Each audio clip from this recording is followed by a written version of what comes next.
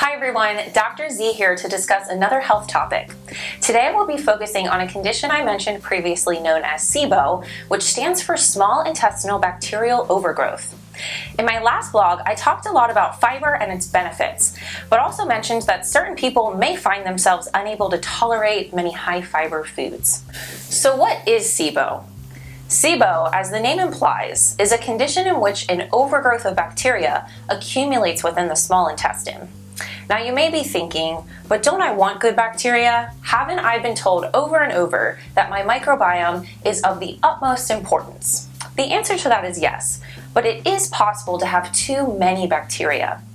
This could be too many bad guys, but it could also be an overgrowth of the good guys as well. Interestingly, despite the common Western practices of being extremely hygienic, utilizing antibacterial soaps, antibiotics in abundance, and many chemicals that deplete and disrupt the microbiome, an overgrowth of bacteria in the small intestine is quite common. It's important also to note that the small intestine is an extremely important part of our digestive system. In fact, it accounts for 56% of our intestinal tract, where the large intestine, or colon, represents approximately only 20%. The small intestine is the site responsible for up to 90% of the absorption of food we eat. Therefore, when disturbances arise, the host is very aware, and often the symptoms can become very severe and disruptive to daily life. So what are the symptoms of SIBO? SIBO is often overlooked because the symptoms often seem general and overlap with common symptoms of IBS, such as bloating, flatulence, belching, diarrhea, and/or constipation.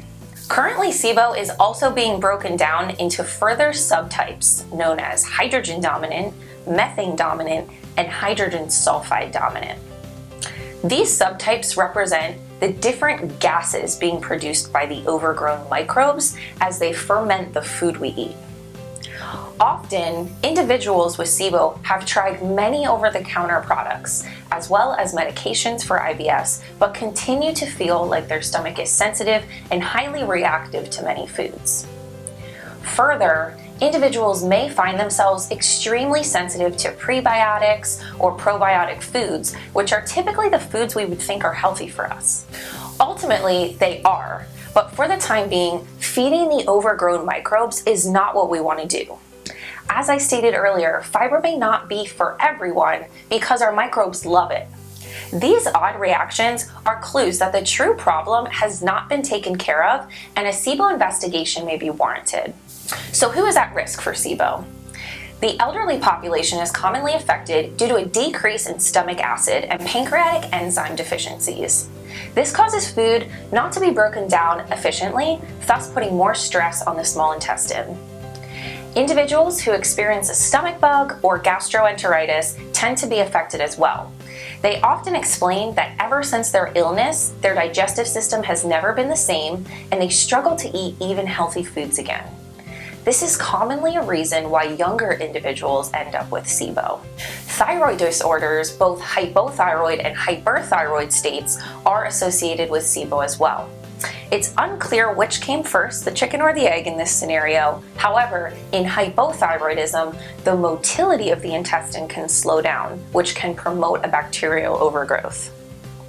Additionally, a large portion of thyroid conditions are associated with autoimmunity, and not surprisingly, the largest density of immune cells resides within the small intestine.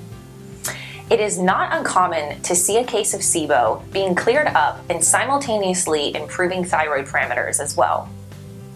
So how can we test for SIBO? Finding out if you have SIBO can be easily done either at a doctor's office who has the equipment or in the comfort of your own home through a testing kit.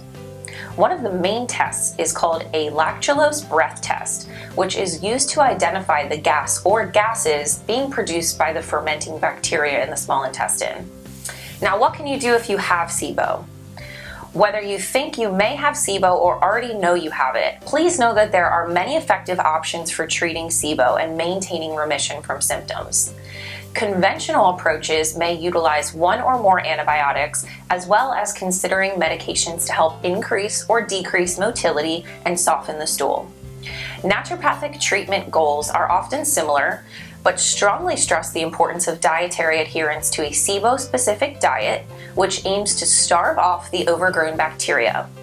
Additionally, there are natural antimicrobial agents often used to help eradicate the bacterial overgrowths. Further, individuals may benefit from digestive enzymes to supplement a decrease in the above-mentioned stomach acid or pancreatic enzyme deficiencies, as well as potentially needing natural agents to enhance gut motility.